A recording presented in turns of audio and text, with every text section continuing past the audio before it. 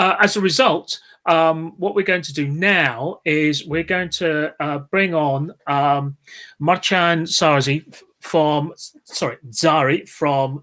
Sekfence, and Marchan is going to talk us through the Sekfence product and do his own small presentation just before we move into the panel. So, Marchan, I'm hoping that somebody will take control of the screen away from me. I need to do this, don't I? There we go. So hopefully somebody will take control of the screen away from me and put you back in control. And Marchan, over to you. Okay, thank you, Tom. Thank you. I really enjoyed your presentation. And there's a lot of things that I could not disagree with especially about the human beings and the way we are the weakest link in all this puzzle of security. And actually, I wouldn't like to be the company, the vendor that is doing the witchcraft, and we don't treat our customers with that approach. I should hope not. But they actually know what needs to be done, and we just help them do it. Okay, but I promised Tom that I will give a 10 live demo of our product that would self-describe what we do. But I just steal some time to set the stage for that. What do you actually do with Sekfence? And how we think we are completely different from what CISOs have seen so far in the field of adopting multi-factor authentication. So, and I like to start with Google. Like 3 years ago, Google has introduced these little security keys to their all 85,000 employees back then. And by doing this, they have completely neutralized account takeovers. So it was a single move that completely redefined their security strategy. And this is super important because the account takeover is responsible. I know this is obvious for most of you guys, but it's in a kill chain of more than 80% of all security incidents. So by Google by addressing that has done a huge step towards securing their environments. And I like to also quote the director of identity security in Microsoft that your passwords actually doesn't matter. You can or you cannot. I mean, sometimes I do agree with that, and the other day I don't. But what is important here that there is if you use password-based protection only, you sooner or later you get compromised, and it might not even be your fault.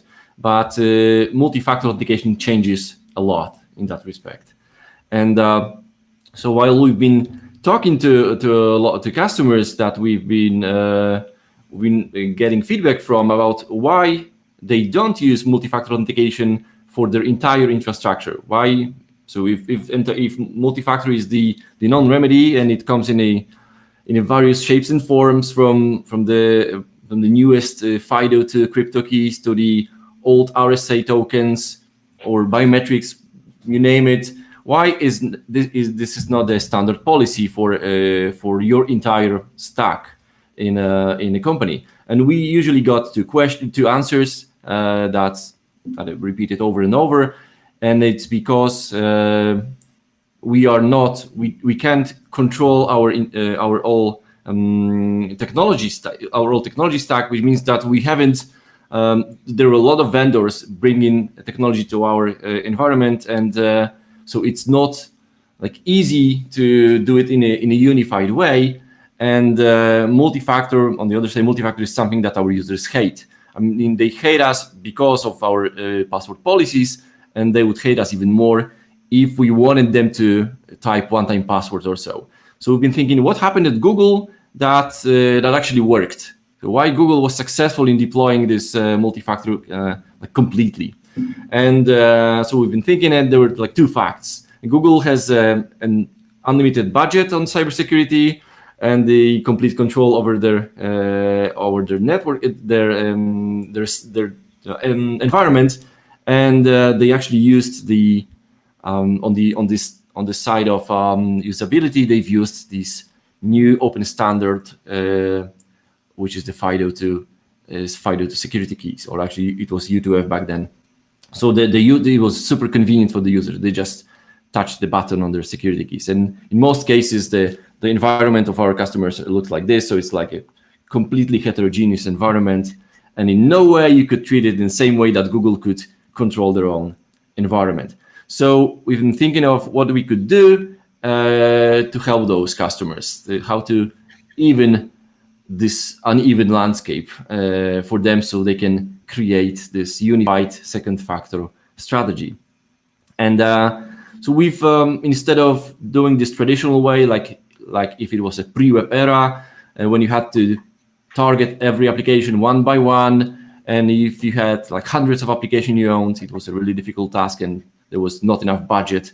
Anyway, for doing so, we've decided to introduce this like intermediary layer that is in between the users and the applications. And once this layer is in place, you can easily deploy applications en masse. Or the actual deployment, and hopefully I'll get to the demo right now, and that would showcase the real deployment, the deployment in real time.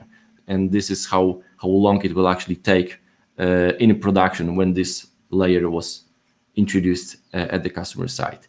So there's one. Okay, maybe I will not complicate things. I'll share my screen and show you guys how we approach adoption of multi-factor authentication on any